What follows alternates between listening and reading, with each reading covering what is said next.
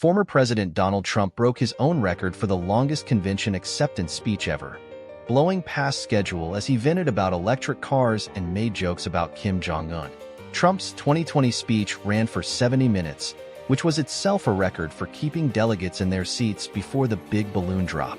But this one, which came days after he survived an assassination attempt, ran for more than an hour and a half, clocking 92 minutes. There were long periods in the final third of his remarks where the Fiserv Arena crowd was nearly silent during parts of his monologue, although the audience perked up and cheered when he joked about Kim or tossed out observations about the Taliban. Trump's convention speech began with a dramatic retelling of a terrifying moment when a man fired on him at his Pennsylvania rally Saturday, and the survivor of the assassination attempt held the crowd rapt attention. About 20 minutes in, he pivoted to attacks on prosecutors and the criminal cases against him.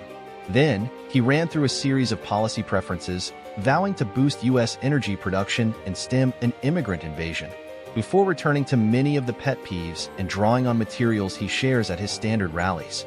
The indoor arena setting, even though it was packed with adherents decked out in red, white, and blue, had a different vibe than his outdoor rallies and airport hangar events. Crossing the 70-minute mark, he warned of a wave of illegal immigration, while a chart showing migrant encounters at the border showed on the jumbotron inside the arena. "They're coming from mental institutions and insane asylums," Trump said of migrants. At that point, Trump had already topped his own record. Bill Clinton's famously long 1996 speech, which was criticized for being overlong, also topped an hour.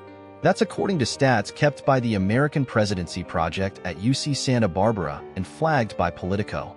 Trump's faithful gave him laughs and applause, but the energy in the room wavered during long passages, with Trump sometimes reading in monotone.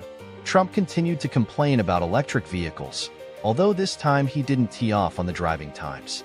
Instead, he focused on the high cost of constructing charging stations. They build 8 charges in a certain location in the Midwest, 8 charges for $9 billion. Think of it, they spent $9 billion on 8 chargers, 3 of which didn't work.